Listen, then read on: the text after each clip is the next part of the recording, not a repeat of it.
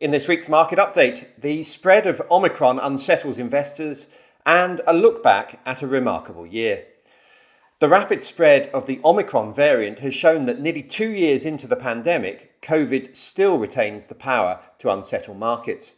Shares and commodities have started the final week before Christmas on the back foot as governments ramp up their attempts to counter the spread of the latest highly transmissible strain of the virus. Across Europe, stock markets fell by around 2% as Holland became the first country in the region to go back into a full-scale lockdown, with non-essential shops, bars and restaurants closing in what is traditionally the busiest time of year for retail and hospitality. Meanwhile, Germany joined France in clamping down on travellers from the UK, where the Omicron variant is furthest advanced in its rapid move to replace Delta as the dominant strain. The data remains unclear in terms of how serious the illness caused by Omicron is and how the spread will feed through into hospitalisations and deaths. But no one is in much doubt about the ability of the virus to spread quickly around the population.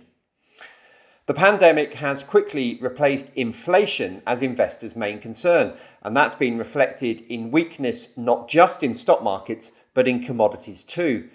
The oil price fell 5% at the beginning of the week, with Brent back under $70 a barrel. The bond market too is reflecting a gloomier outlook for growth and inflation. The yield on the US 10-year bond stands at 1.37%, where it casts serious doubt on the Federal Reserve's ability to deliver on its hoped-for normalisation of interest rate policy. The Fed's latest meeting pointed to interest rates eventually rising to 2.5%, following a quicker than expected hike in rates, as a rapid tapering down of quantitative easing opens the door to 3 rate increases in 2022, another 3 in 2023, and 2 more the following year.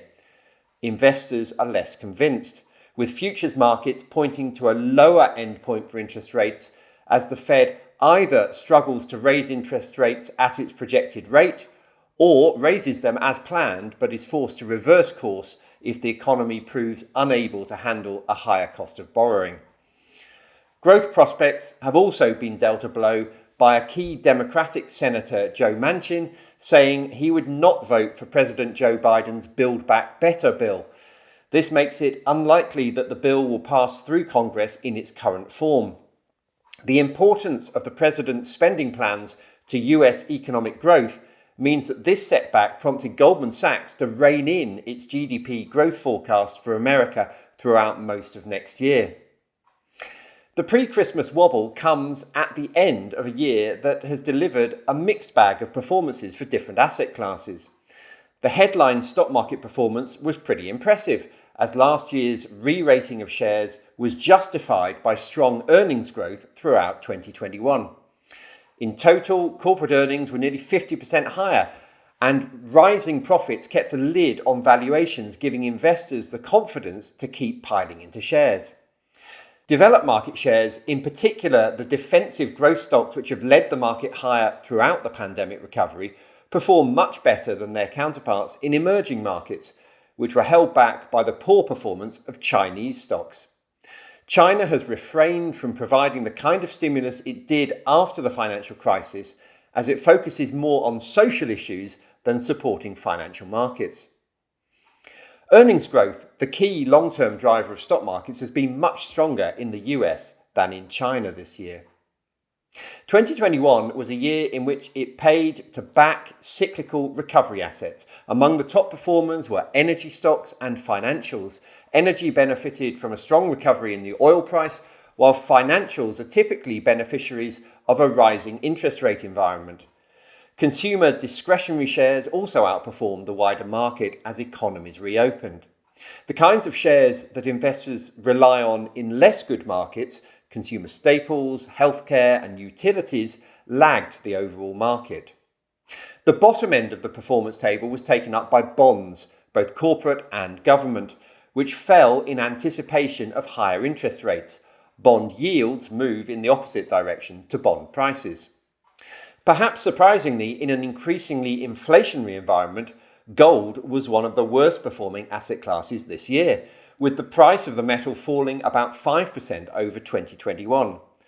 The performance of gold has puzzled investors because negative real interest rates and rising prices are typically a good environment for the precious metal. One explanation is the explosive performance of Bitcoin, which has drawn some of the speculative money that would typically gravitate towards gold in uncertain times. The finite supply of the cryptocurrency has persuaded some investors that it too can be a hedge against rising prices. With momentum on its side, Bitcoin delivered a return of more than 60% this year. Speculation has been a key feature of markets throughout 2021, with so-called meme stocks like GameStop grabbing the headlines early in the year as a new breed of day traders teamed up to squeeze out short positions held by some hedge funds.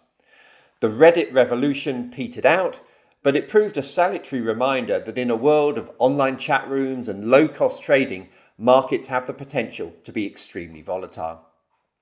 Looking into 2022, inflation, interest rates and corporate earnings will be key. The outlook for both inflation and interest rates is uncertain, and both have the potential to bring the last 18 months rally to a premature end.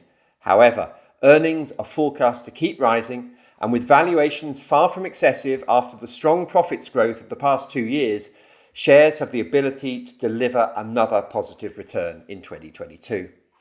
They certainly look the place to be when compared with bonds. A well-diversified portfolio is also likely to hold some inflation hedges like gold, despite its poor performance so far. With so much uncertainty, diversification will be key. But nervous times like these are rarely the moment to lose faith in markets. The time to worry is when the outlook is apparently positive and everyone is fully invested. Markets, as they say, climb a wall of worry.